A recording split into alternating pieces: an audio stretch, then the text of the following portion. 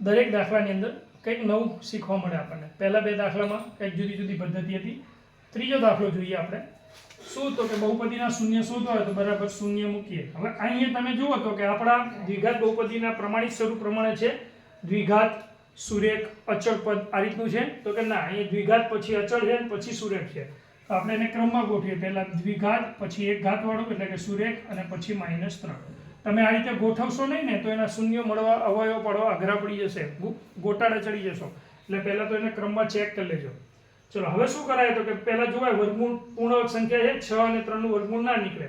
કદાચ કોમન કાઢીએ તો 7 માંથી 3 કોમન ના નીકળે. એટલે અહીં કંઈ થતું નથી. એટલે આપણે પહેલી રીતે જે કર્યું તો પહેલો દાખલો કે પહેલા અને છેલ્લાનો ગુણાકાર હું બાજુમાં રકમમાં બતાવું તો કે 6 અને 3 નો ગુણાકાર 6 તરી 18 અને જોડે કોણ તો કે x નો વર્ગ.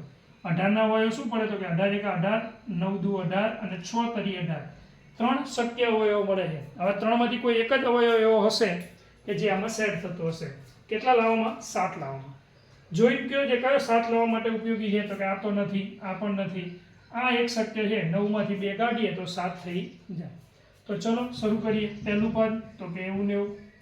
બીજું નિશાની એવી જ, ખાલી 7x ની જગ્યાએ બંનેમાંથી મોટો અવયવ પહેલા પસંદ કરી અને પાછળ એક x લગાવી દેજો. 9x અને અહીંયા 2x. હવે અહીંયા માઇનસ છે તો અહીંયા પ્લસ લેવું પડે. કેમ તો કે વિરોધી નિશાની લો તો જ 9 માંથી 2 જાય તો આપણા 7x થઈ જાય અને મોટાની નિશાની પ્રમાણે માઇનસ. અને વધે કોણ તો કે -3 બરાબર 0.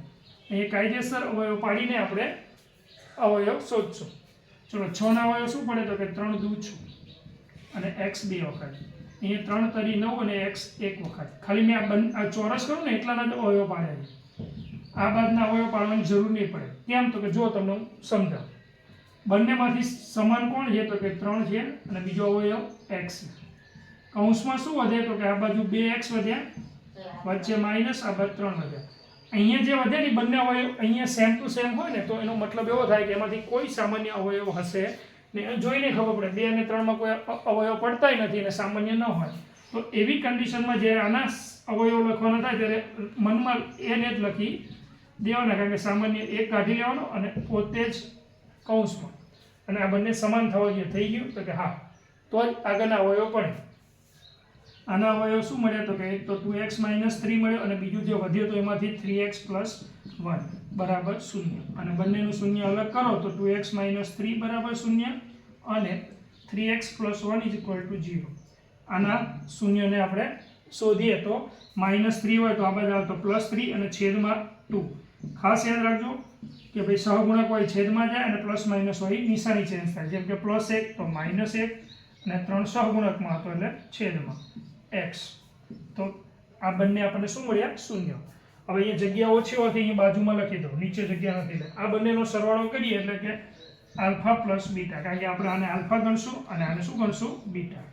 તો આલ્ફાની જગ્યાએ તો સરવાળામાં 3/3 પ્લસ -1/3 બરાબર જવાબ. હવે જો નિશાની પ્લસ માઇનસ હોય એટલે માઇનસ જ ગણાય. તો બાદબાકી થશે પણ છેદ હરખા છે તો કે ના. તો છેદ સરખા ના હોય તો તમારે થોડો ચોકડી ગુણાકાર કરીને લસા લેવો પડે. 3 તરી 9, 2 એકા 2 પણ માઇનસ, વચ્ચે પ્લસ કરતો નથી, 2 તરી 6. 9 માંથી 2 જાય તો કેટલા વધે? 7, નીચે છેદમાં 6. તો આ આપણને શૂન્યનો સરવાળો મળે. ચલો એ રીતે શૂન્યનો ગુણાકાર કરીએ આપણે. તો રકમ તો એ 3/3 ગુણ્યા -1/3.